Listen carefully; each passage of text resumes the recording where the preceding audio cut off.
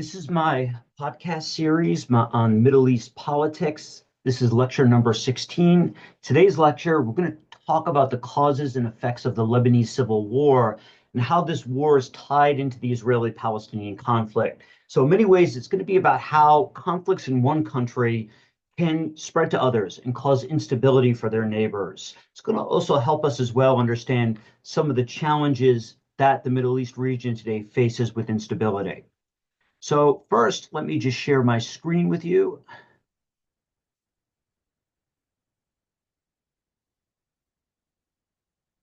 Okay, so as you can see here with this slide, for this class, we're going to be talking about what happened in Lebanon.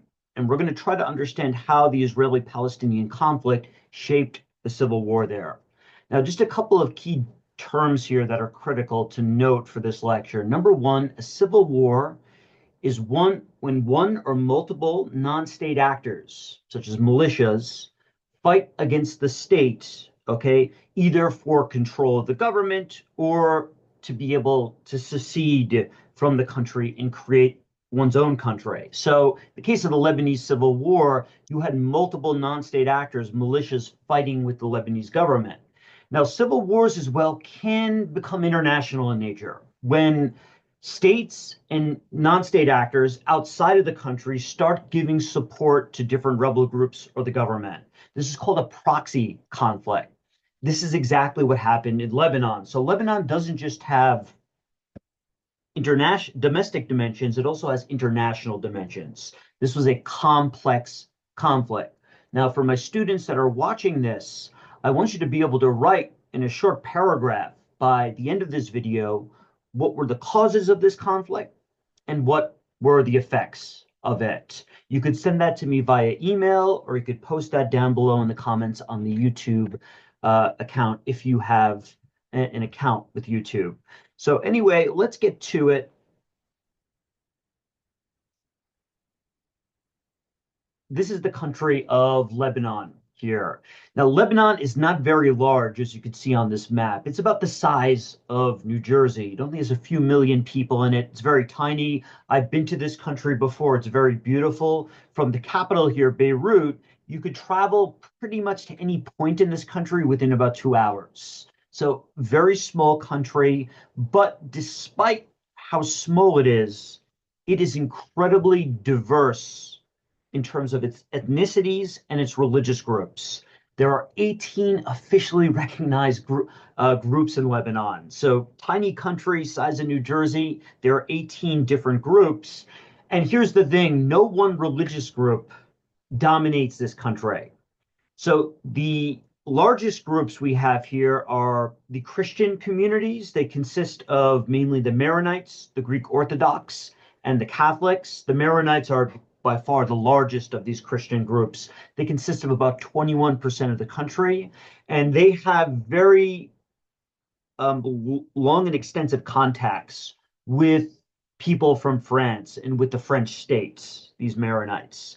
Now, the other large groups are the Muslims, and as you can see, there's a diversity of Muslim groups here, the biggest of which are Sunni Muslims, and they have a lot of historical ties with countries like Saudi Arabia, and the Shia Muslims, who have a lot of ties with Iran. And you're going to see why this is going to be important for our civil war in a second. So we have this very diverse country ethnically and religiously. Now, this is not the only cause of this conflict. You could have a country that is very diverse ethnically and religiously. Obviously, New York City is incredibly diverse, yet we have not had a civil war within New York City, right? So we have to look beyond ethnicity and religion just to understand this conflict. Now, as you can see here, these different groups also have control of different parts of the country. Most of the Christians are located around the capital Beirut and around what is known as Mount Lebanon, as you can see here. The Sunni Muslims, for their part, are found along the southern coast here, as well as in the northeastern interior part of the region. And so the Shia Muslims as well are located in the south, as you can see, and in the northeast as well. We also have a lot of Sunni Muslims located in the northwest. And in various other parts of the country, these religions are intermixed. Kind of looks like a Jackson Pollock painting, which means that it would be very difficult for any of these one groups really to break off and form their own state because they are so intermixed with one another. Now, you might be asking yourself, who created this kind of Frankenstein of a country here without a clear ethnic or religious majority? And the short answer to this is the French. Okay. And so we kind of went into this in a prior lecture where we talked about how in 1860, France invaded this part of what was then the Ottoman Empire in order to protect the Christian community from persecution by other religious groups in the region, and they forced the Ottoman Empire to give Mount Lebanon its autonomy. Well, after World War I, the French and British divided up the Middle East into these different mandates. And this led to the creation by the French of an independent Lebanon. Now, here's the thing, though. Mount Lebanon, which has a very large Christian population, wasn't large enough to form its own country. So they had to include other territories that also had Muslims, substantial numbers of Muslims within them, in order to create Lebanon. So it was created in 1923, and eventually it would be given independence during World War II in 1943, when the French were really losing their grip on power in this region. So the French, they wanted a state with a Christian majority. Now, back in the 1920s, during the creation of this state, there actually was a slight Christian majority. This is going to change, as you're going to find out in the ensuing decades, when the Muslim population is going to grow. So you had this very diverse country with Christians, Sunni Muslims, Shia Muslims, and a Druze minority on top of it. The Druze are another monotheistic faith here within this country. So we have just this diversity of different groups there. And the problem the French created, it wasn't just that it was a diverse country. They created a system in which the Christians were to have permanent political and economic dominance. They created what is called a confessional electoral system. Basically, it was a democracy, okay? It had what's called a semi-presidential system. It had a president, the head executive, that would be in charge of foreign affairs and the military.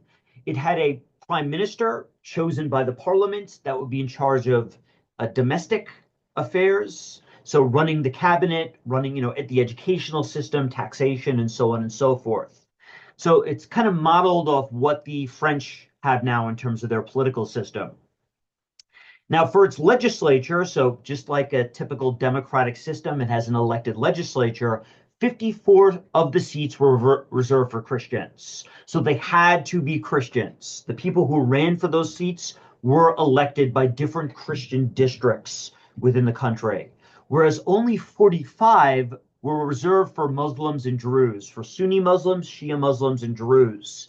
You can imagine what problem this is going to create here, right? It's going to create a situation where the Christians have permanent majority within the legislature and thus permanent political power.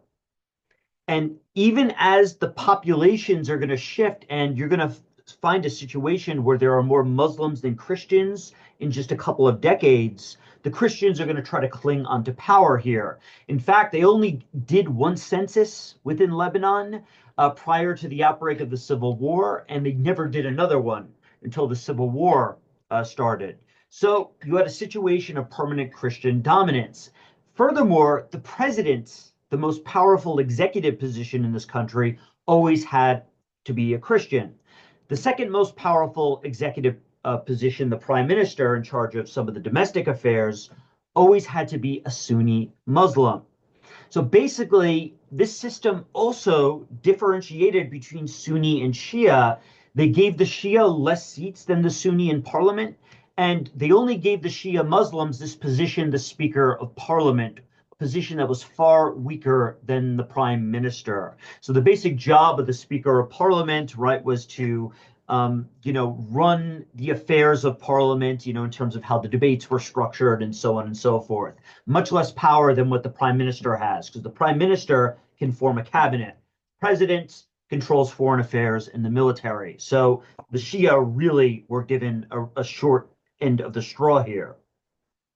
Now, the long-term consequences of this is that most of the economic resources, the public resources, are going to be distributed to Christians as well as some Sunni coastal elites, whereas the political power and the resources are going to be less distributed to poorer folks in the interior of Lebanon, particularly with the Shia minorities and some of the Sunni minorities in the interior. The result is you're going to create a system that is not only ethnically diverse, but where power is not divided equally. It's going to create a sense of grievances and injustice. So civil wars are often caused when you have different groups in a country with different, not only different cultures, but different senses of grievance. If they feel like they are being left out of the political system, if things are not going their way, this might inspire people to revolt.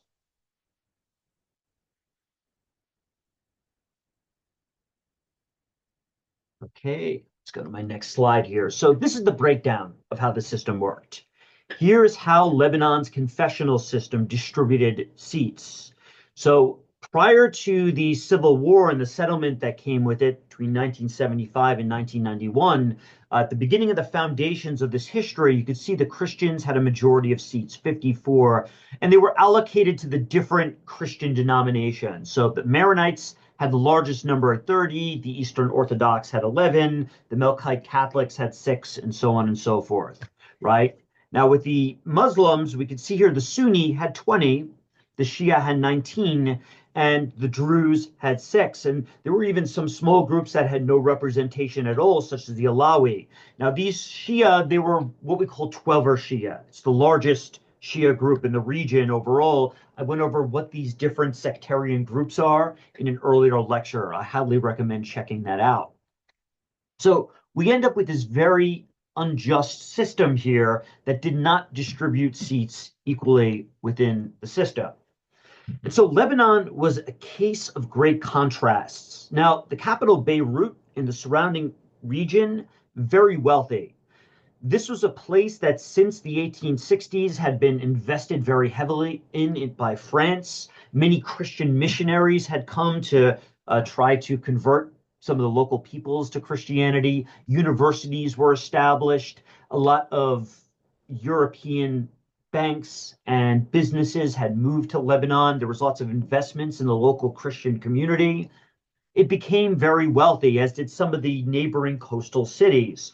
So it was often known as the Paris of the Middle East because as the city got built up starting in the 1860s, they borrowed from a lot of the architectural designs. This was kind of like the Khedive Ismail in Cairo. His downtown Cairo was built on, modeled off of Paris. And so this happened in Beirut as well. And it becomes this very wealthy cosmopolitan city. And it was a place of trade. It was where a lot of Europeans traded with Muslims. It became a trade hub where a lot of Western goods entered the Middle East. So we get a lot of banks, a lot of merchants and businessmen. In fact, Lebanese are going to become very well known for international trade. Many Lebanese businessmen are going to go abroad to set up their own businesses. So lots of cosmopolitan interaction here, very wealthy city.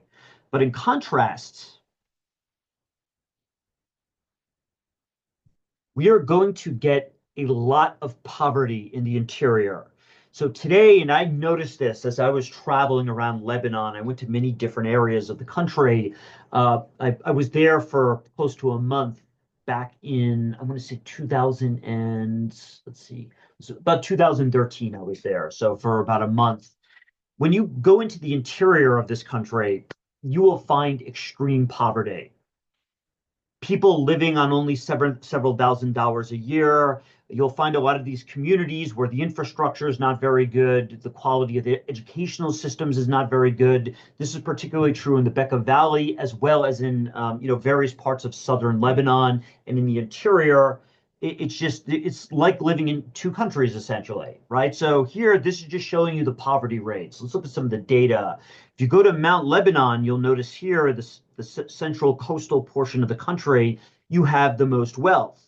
But in the interior, okay, as you move away from the center, you start to notice that poverty rates start to go up.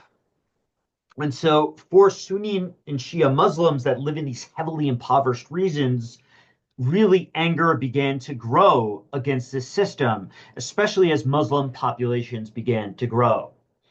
Now, initially, in the first decades after independence in 1943, Lebanon was kind of seen as a kind of economic miracle. It was growing quickly. Beirut was very wealthy, but this neglected the problems that were emerging as the wealth gap grew between rich and poor. Now, what is going to lead to the breakdown of this system? What is going to be the spark that ignites the civil war between these different sectarian groups? And the answer comes in what happened down south in Israel and Palestine. Okay. And it had to do with the emergence of a new organization called the PLO, the Munazamat al-Tahrir al-Filistiniya, the Palestinian Liberation Organization. So its formation is rooted in the Arab-Israeli wars, and we talked about those wars in the prior lecture. Watch it if you have not done so. Millions of Palestinian refugees fled the four wars, okay, particularly the 1948 and 1973 wars. These are the wars that impacted Palestinians the most. Hundreds of villages were destroyed. Palestinians were forced to flee their lands. Many of these individuals fled to neighboring countries such as Syria, Jordan, and Lebanon, where they set up refugee camps. And these camps received a lot of assistance from the United Nations Refugee Agency, known by its acronym, the UNHCR. So they were kept afloat, these people, with international aid, as well as donations from rich countries in the Arab Gulf, as well as individual rich Muslim citizens throughout the globe. And many of these individuals went to Lebanon, specifically to southern Lebanon, in very large numbers, where they set up these refugee camps. And here's the thing, most Palestinians are Sunni Muslims. There are some minorities like Christians, but the vast majority are Sunni Muslim. And so this upset the very delicate demographic balance within Lebanon. Not to mention, these refugees were going to one of the poorest regions of Lebanon, to the south. This is also going to create some animosity with the Shia that live there. And so, thus, what happens is that you get a lot of these aggrieved Palestinians. On top of it as well, the Palestinians begin to lose any hope that the Arab states in the region were going to be able to help them. The 1967 war was a disaster for the Arab world, right? This was the Nexa, the great setback. The Sinai got occupied by the Israelis, the West Bank and the Gaza Strip in Palestine, as well as the Golan Heights in Syria. And so Palestinian leadership began to give up on this idea that they could ever rely on the Arabs to liberate themselves. So they began to form their own militias and eventually this larger organization, the PLO, in 1965. Now, what was the PLO? It was a coalition of 12 different militias, okay? Some of these militias were actually set up by other Arab states, such as Egypt and Syria. So they were foreign proxies, but others were set up by the Palestinians themselves. And the most important of these organizations was the Harakat al-Tahrir al-Filistiniya, the Movement for Palestinian Liberation. Its acronym is Fatah, and if you spell it out backwards, Harakat begins with an H, T, Tahrir, F, Filistiniya. That's how you get Fatah. So it's an acronym. And this militia was led by a very charismatic Palestinian named Yasser Arafat, who spent most of his young life really just dealing with the conflict with the Israelis. So he was someone that was radicalized. He was an Arab nationalist, so he was left-wing. He was secular. And because of the just intense fighting and having lived through these wars, he's someone that became radicalized and was not really looking to compromise with the Israelis. And of course, the Israelis, for their part, due to these wars, became radicalized themselves or were not willing to negotiate with the PLO, at least at first. So you had a lot of tensions, a lot of conflict between the PLO and the Israeli states. They began to engage in tactics because they really couldn't confront the Israelis directly on the battlefield. They didn't have enough resources. They began to engage in things like terrorism, hit and run tactics. They attacked both civilians, which we call, when a non-state actor attacks a civilian, we call it terrorism. And they also engaged in guerrilla warfare with the Israeli states. And it wasn't just within Israel they did this, it was also against Israeli as well as Jewish targets in other parts of the world. So, for example, during the Olympics that were in Munich in the early 1970s, they engaged in a terrorist attack there. So what happened was in 1967, this group, which had formed to fight the Israelis, they were forced to move out their base of operations from the West Bank to Jordan due to the 1967 war. So they get kicked out of the West Bank into Jordan, and they continued their guerrilla warfare there for the next 3 years. So here, let me just show you what this refugee crisis looks like on a map. This is the West Bank and the Gaza Strip. You can see it on the map here. And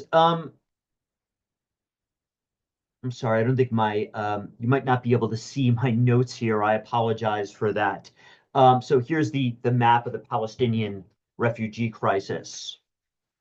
And so just in case, by the way, you didn't see my prior maps, let me just go back to here. This is the map of just the socioeconomic poverty within Lebanon. And these are just the notes here. So if you want to pause the notes, this is for on the PLO here that I just talked about. So this is the map of the Palestinian refugee crisis. Just hundreds of thousands of people fled. So many camps were set up in Jordan, in southwest Syria, in southern Lebanon, and in Gaza here. And it turned into this massive crisis. And so it's in this context that the PLO forms. And this here is Yasser Arafat, seen here wearing his kufaya. It's a popular traditional headdress amongst many Arabs, and it became the symbol of Palestinian resistance. In fact, you might notice a lot of protesters wear the kufaya, right, to symbolize their solidarity with the Palestinians. And so for 3 years, from 1967 to 1970, the PLO was based in Jordan.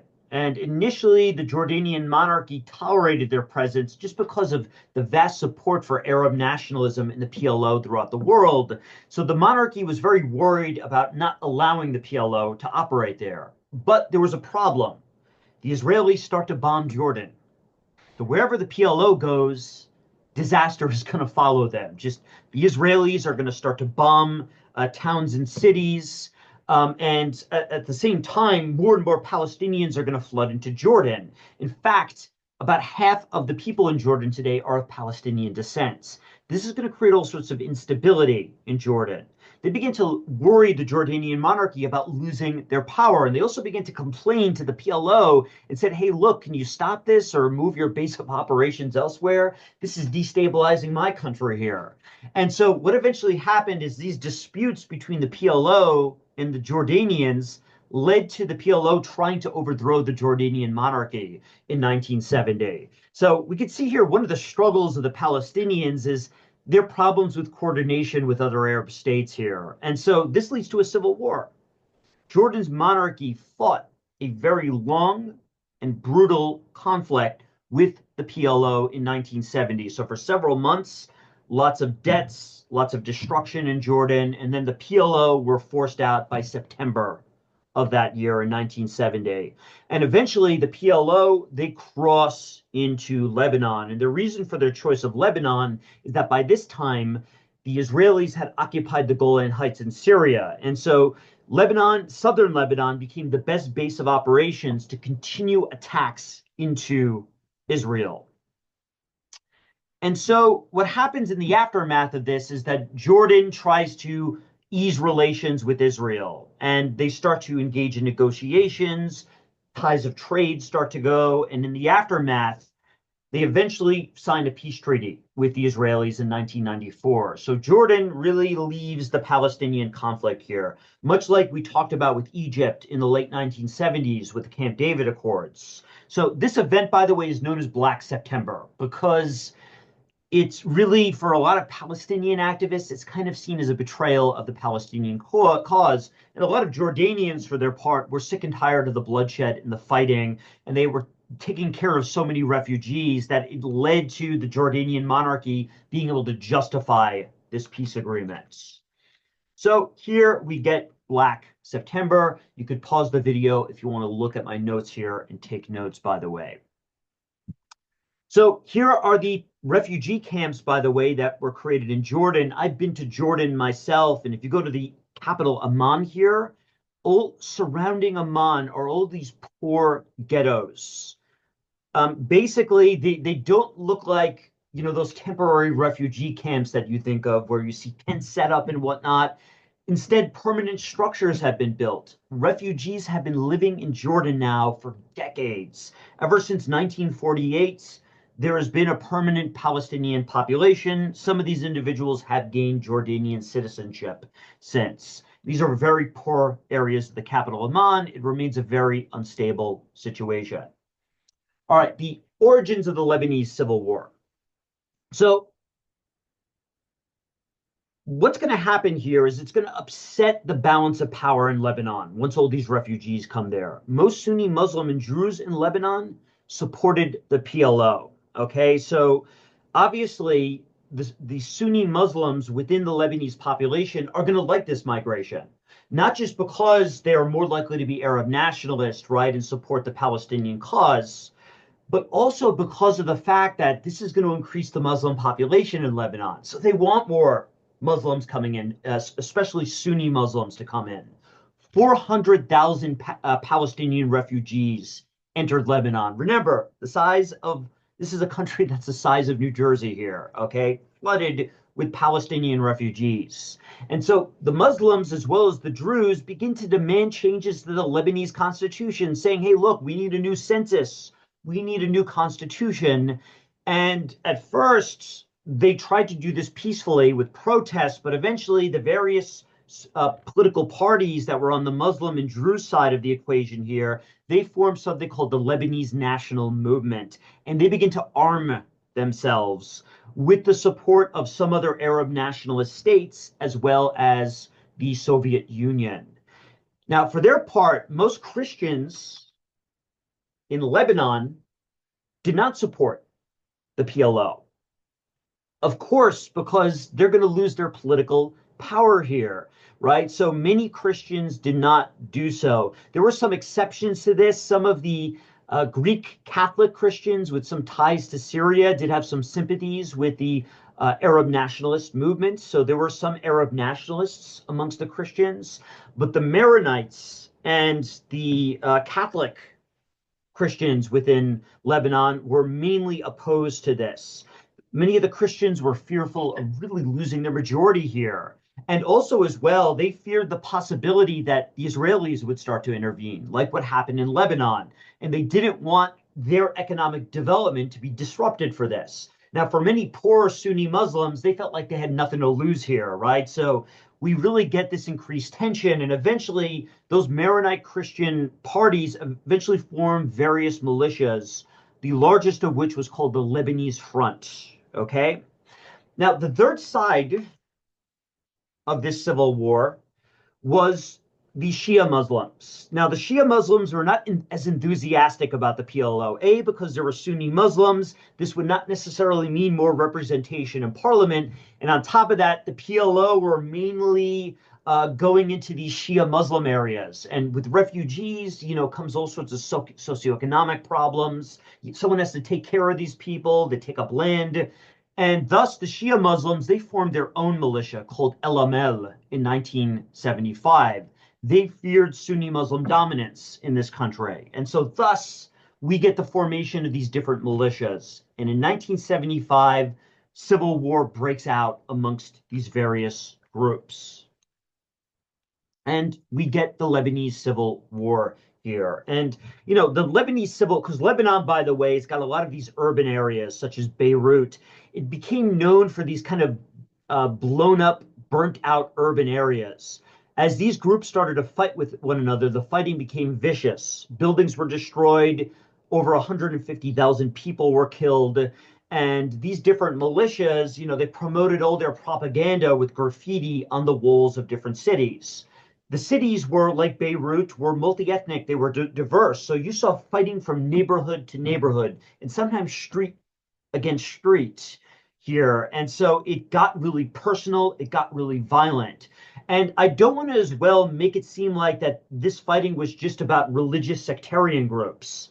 Some of these groups switched sides during the Civil War. There were actually dozens of different militias. Some of these groups were also communists. Some of these groups were centrists. Others were just neighborhood watch groups trying to defend their own neighborhoods and didn't really have a stake in the war. For example, you had this tiny community of Armenian Christians that really were not interested in the war. They were refugees that had been there because of the Armenian genocide. They just wanted to protect their own communities. So it's really turned into this vicious war. And to make matters worse, just to make it even more complicated, okay, you had foreign intervention in this tiny country. Now, the Arab nationalists in this conflict, particularly the Palestinian Liberation Organization that were also fighting in this conflict, and the Lebanese nationalist movement, they were supported by the Soviet Union and Arab nationalists throughout the region. They gained a lot of funding. In fact, the Soviets also helped create and support a communist militia within this country. So that's where a lot of these groups received their weapons on the far left here. And for their part, the Israelis in the West, they start to support the Christian Maronites. And they start to as well set up their own militias there. So, for example, the Israelis, they wanted to root out the PLO in southern Lebanon. So they create what is called the Southern Lebanese Army. And it was mainly a Christian militia that staffed it with a lot of Israeli and Western arms. And the Israelis, for their part, first they had one failed invasion in 1978, and then they tried again in 1982, and they would end up occupying Lebanon all the way up until the year 2000 in the south. So southern Lebanon becomes occupied territory by the Israelis, and they are going to fight this very bloody, gruesome war with the PLO. And eventually the PLO does get kicked out of Lebanon. They get forced to move to Tunisia. And a lot of tragedy took place here. When the PLO was forced out, there was no one there to protect the Palestinian refugee camps, and various massacres were committed by Israeli forces here on these camps. So the foreign forces here were also committing their own massacres. It wasn't just the domestic ones. And it wasn't just the Israelis and the West and the Soviet Union getting involved. It was also the Syrians. The Syrians, at this time in history, had a Shia Muslim minority dominating the state, the Assad regime, the Ba'ath Party. And they were very worried about Sunni Muslim dominance in Lebanon and the balance of power shifting to the Sunnis. So they decide to invade Lebanon themselves. They wanted to keep that confessional system that was in place there to prevent the Sunnis from taking over. So we just add to the complexities here of this conflict. Now, on top of that as well, they were also worried about the Israelis influencing this country. So in 1976, they invade the country, and they also begin to give support to the Shia militia El Amel. So we can see where each side is getting their resources from. The Christians getting a lot of their resources from the West and Israel, the Sunni Muslims getting a lot of their support from Arab nationalist movements throughout the region, the PLO and the Soviet Union, and finally the Shia getting a lot of their support from the Syrians here. So it's just absolute chaos here. And so what's going to happen is Syria is going to invade northern Lebanon. They are going to fight with a lot of these other militias as well as the Israelis, and they're going to remain there until 2005. So just an absolute disaster. Now, you might be thinking to yourself, well, there's no way that this civil war in a country the size of New Jersey can get any more complicated than this. Well, you are wrong, because eventually another country is going to get involved in this, the country of Iran. Now, we're going to talk more about Iran in future lectures. We're going to talk a lot more about Iran. But just an important note here, in 1979, Iran had a revolution. And as a consequence of this revolution, a Shia theocracy led by Ayatollah Khamenei is going to come into power. And this theocracy was interested in spreading an Islamist revolution to the rest of the region. They wanted to inspire other Shia Muslims in other countries to rise up and take over their governments. And they began to set up militias in different countries in the region. And the first and most important of these militias was called Hezbollah. They began to go into Shia regions of Lebanon, and they tried to pull away support from El Amel and into this new group called Hezbollah. And what made Hezbollah different from El Amel is that A, it was much more well funded. The Iranians began to pour a ton of their oil wealth into Hezbollah. In fact, Hezbollah is going to become so powerful that one day they're going to grow stronger than the entire Lebanese states. On top of that, Hezbollah as well was much more pro-Palestinian. So whereas El Amel, they had some issues with the Palestinians, the Iranians, they were great supporters after 1979 of the Palestinian cause. Before 1979, Iran was ruled by a pro-Western monarchy, and it was a secular monarchy. After 1979, the Islamic Republic is going to form in Iran, and they are going to give a lot of support to Hezbollah. And Hezbollah is going to fight this brutal war with Israel and the southern Lebanese army. In fact, for a time period, the United States actually sent some peacekeepers in the early 1980s into Lebanon. Hezbollah, as a consequence, attacked the U.S. Embassy in 1983. And they committed lots of terrorist attacks against American and Israeli targets, not only within Lebanon, but abroad. So the Hezbollah started to set up this international network of terrorist activity. We're going to talk a lot about this in future lectures. And so here is just kind of this image of Hezbollah. What made Hezbollah different from a lot of the Arab nationalists that supported the PLO was that they're Islamists. And you can see here within their title, Hezbollah in Arabic means party of God. The word Hez means party, Allah means God. We see here in Arabic script, it's written out Hezbollah. And on top in Arabic, it says, in Hezbollah hum al-ghalibun. The party of God is the victorious. And what's pretty cool here, and a little disturbing as well, is that we see here from the this letter in Arabic, the letter E, okay, AK-47 being held, okay? And the AK-47, by the way, was the weapon of the Soviet Union, and they gave this weapon to a lot of independence movements and militias throughout the developing world. So they're holding this AK-47, and right below them, we see in Arabic at the bottom here, Al-Muqawama Al-Islamiyya fi Lubnan, the Islamic resistance in Lebanon. So this movement became a resistance movement here against Israeli and Western influence in the Middle East. So this civil war is going to be very bloody. It's going to last for 15 years, and it's going to end with the signing of something called the Taif Agreement. Now, that's not before 150,000 people died. This is just this poor little country got put through the ringer here. And it's because of this massive debt toll, eventually the different sides in the conflict became drained because of this. On top of that, by the late 1980s, the Soviet Union and the communist bloc started to collapse. Arab nationalism really began to die out as an ideology. And eventually the different groups started to sue for peace. Now, the PLO, for its part, was kicked out of southern Lebanon, and they were forced to go to Tunisia. So that's another dynamic that was taken out of this conflict. So we get the communist bloc declining, we get the PLO being forced out of the country. And so eventually the different sides sue for peace. And so Saudi Arabia tries to set up negotiations between these countries, along with the United Nations, with the United States, and eventually to go to this city in Saudi Arabia called Taif. And in 1999, they signed this agreement.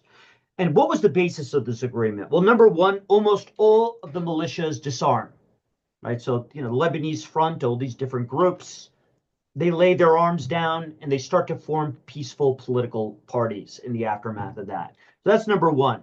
However, Hezbollah, very importantly, did not disarm, and they still have not disarmed to this very day. This is going to be very controversial. It's going to create problems with this peace agreement. Number two, a new confessional system was created. Okay, so they keep the same structure of the system, but one critical change. Power was divided evenly between Christians and Muslims, 50-50. Now, here's the thing: the president still had to be a Christian, the prime minister still had to be a Sunni Muslim, but power was divided 50 and 50. And the Shia were kind of, because, as I said, remember, the Shia can't be the president or the prime minister here. This is what Hezbollah used partly as an excuse to keep their militia formed. And number two, they also used the excuse that Israel was still occupying southern Lebanon. And they argued that until Israel was eliminated from Lebanon, that they should be able to have this militia continue to operate so that they could fight the Israeli state. So this was the justification that Hezbollah used. And also as well, peacekeepers. Okay, the Israelis and the Syrians still had troops with the justification we're going to keep security and peace in our different regions of Lebanon, and the United Nations sends peacekeepers to places like Beirut to try to ensure that this peace agreement is upheld, that the militias don't rearm, and that the fighting does not continue.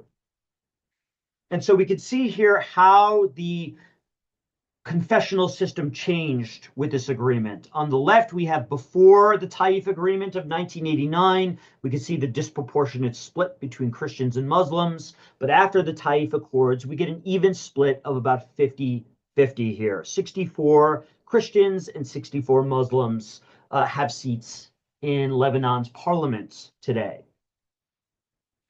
And so as you can see here, in the 1990s, you had this situation where we had these international forces, the Syrians and the Israelis having their own security zones. We also have the UN interim force in Lebanon. And on top of that, there were still Palestinian refugee camps. So just an absolute mess even after this agreement was signed. So while we're not going to see the Lebanese Civil War return. It has not started off again. However, it is going to lead to severe instability within Lebanon. Hezbollah never disarmed. They didn't disarm at all. In fact, they are going to continue to fight conflicts with Israel. They're going to fight in 1993, 1996, 2000, 2006, and 2024.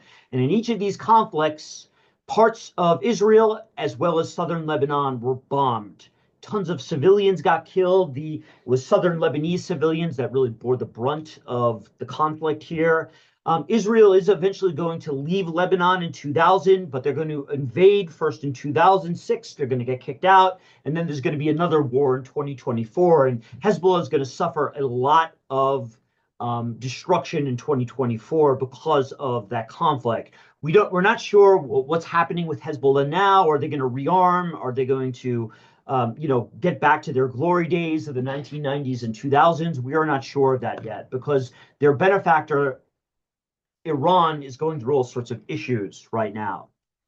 So Israel, though, is eventually going to leave Lebanon in 2000. Now, the Syrians, for their part, are eventually going to leave by 2005 because of something called the Cedar Revolution. In that year, a very prominent Sunni prime minister, Rafiq Hariri, he's a very wealthy business mogul. He's involved in construction. In fact, his company helped to reconstruct Beirut in 1991 with Saudi funding. He is going to be assassinated, and we pretty much think it was Hezbollah and the Syrians and the Iranians that were responsible for this assassination, basically the Shia axis, that they were responsible for this. And as a consequence, there were mass protests against the Syrian occupation. And what's interesting here, it wasn't just Syrians and Christians that participated in these protests. It was also a lot of young Sunni Muslims who have grown sick and tired of this confessional system. There are many young liberals in this country, and even some Islamists, that want to bring an end to this confessional system and have a normal democracy within this country. Now, these aren't the only problems that Lebanon has faced. Because Lebanon is divided evenly between Muslims and Christians, between poor areas of the country and rich, this parliament can't agree on how to run the government. The state is incredibly weak. There is stagnation. It is very rare for bills to get passed. The state itself, its military is weak. Its public services are weak. they provide very little services to citizens. So garbage collection is usually not handled by the central government. The central government struggles to pass laws and enforce laws. As a consequence, the central government has lost its legitimacy amongst the population. Now, who actually provides public services like education, garbage pickup, and electricity? Well, it's actually the different sectarian communities. You see, Hezbollah is not just a militia. It is a public service program. It sets up schools, it provides charity, it sets up welfare programs, as does, for example, the Hariri family. They have something called the Future Movement that also provides services. The Christians, for their part, also provide their own services. But what this leads to as a consequence is a very weak central state. It leads to massive problems with corruption and a very ineffective government. And on top of that, this has continued to foster deep divides. Each part of Lebanon is ruled by these little fiefdoms, ruled by these different sectarian groups, dominated by these wealthy families that have entrenched themselves in power within these different districts of Lebanon. This has left Lebanon deeply divided, deeply unstable, and perhaps prone to a new civil war in the future. Okay, so that does it for my lecture today. Of course, for my students, make sure that you write down large paragraph. I want you to tell me what were the causes and the effects of the civil war in Lebanon. Okay, and finally, number 3, just to demonstrate that you did watch the whole lecture, I want you to tell me, what do you think are the positives and negatives of Lebanon's confessional system and the way it distributes seats in parliament? So answer those questions for full credit, okay? I will see you guys next time. And of course, for the average viewer watching this on YouTube, I highly recommend you continue watching this series.